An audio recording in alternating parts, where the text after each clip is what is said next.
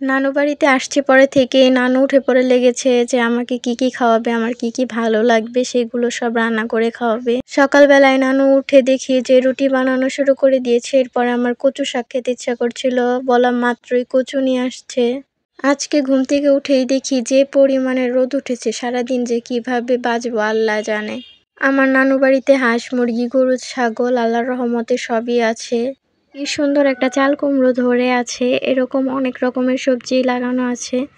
এটা হচ্ছে আমার নানু বাড়ি, এখানে গাড়ি রাখা রয়েছে আমাদের। এরপরে মনে হচ্ছে এই হাঁসেদের সাথে যে যদি পানিতে একটু নামতে পারতাম তাহলে মনে হয় শান্তি লাগতো। তারপরে সকালে নাস্তা করে নিলাম, এখানে ধুন্দুল ভাজি করেছিল আর রুটি বানিয়েছিল। এভাবে ভাজি দিয়ে আমার রুটি অনেক পছন্দ, তাই নানু এটাই করছে সকালবেলা। আর আমরা মানিকগঞ্জের মানুষ, আমরা নানিকে নানুই বলে থাকি। এরপর চাল কুমড়োর পাতার বড়া বানাবে, এটাও আমার পছন্দ, নানু জানে তাই এটাও বানিয়ে দিচ্ছে। ডাল বেটে নিচ্ছে নানু, আরেকদিকে ইলিশ মাছের মাথা দিয়ে কচু শাক রান্না করছে। এইভাবে কচু শাক আমার খুবই পছন্দের।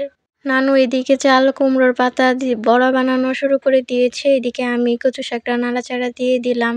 নানু তো উঠে পড়ে লেগেছে যে আমাকে কি থেকে কি খাওয়াবে, কোনটা খেতে আমার ভালো লাগবে সবকিছুই তৈরি করে দিচ্ছে আমাকে। আল্লাহর কাছে লাখ লাখ শুকরিয়া যে এমন একটা নানি পেয়েছি জীবনে। কচু শাকটা যে অসম্ভব রকমের মজা হয়েছিল, এটার কালার দেখেই বোঝা যাচ্ছে যে কত সুন্দর হয়েছে রান্নাটা। এরপর নানু পাতার বড়াগুলো ভেজে নেবে, এটা নাকি অল্প জালে ভাজতে হয়, তো আমি তো পারি না, তাই হচ্ছে গিয়ে শিখেও নিচ্ছিলাম। জাল বেশি দিয়ে ভাজলে নাকি হচ্ছে পুড়ে যাবে কিন্তু ভিতরে হবে না, এর জন্য অল্প জাল দিয়ে নাকি এটা ভাজতে হয়। চুলার পাড়ে দাঁড়িয়েছিলাম বলে নানু বলল যে তুমি বাইরে যাও, কারণ এখানে অনেক গরম। এরপর দেখি আমার খালাতো ভাই এখানে দোলনা খাচ্ছে, ছোটবেলায় আমি এরকম করতাম, গাছের ডালে রশি বেঁধে দিত নানু, তারপর এইভাবে দোলনা খেতাম।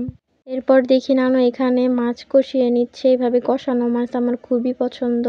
দেখাচ্ছি আপনাদের কিরকম, ঠিক এরকম করে কষানো মাছ আমার খুবই ভালো লাগে। আপনারা সবাই আমার নানির জন্য দোয়া করবেন যেন সবসময় সুস্থ থাকে, ভালো থাকে। এরপর বিকালে দেখি আমার আন্টি এখানে চাল ভাজা দিয়ে চানাচুর দিয়ে মাখিয়েছিল, অনেক মজা লেগেছে। এরপর খেয়ে একটু বাহিরে হাঁটতে বের হয়েছিলাম। আজকের ওয়েদারটা দেখেন, মাশাল্লাহ মাশাল্লাহ, বিকালের ওয়েদারটা যে এত সুন্দর ছিল।